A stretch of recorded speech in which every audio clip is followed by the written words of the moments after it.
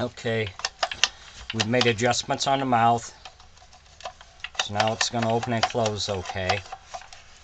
So next thing we're going to do is we're going to glue our dowel in.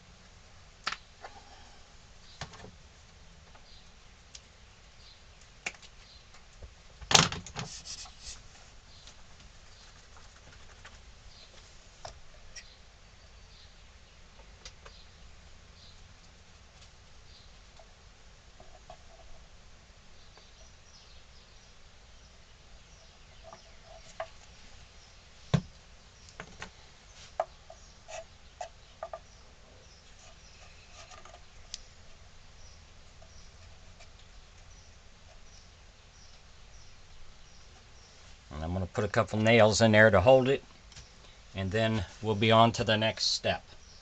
We also we're going to have to take a little more back here out, I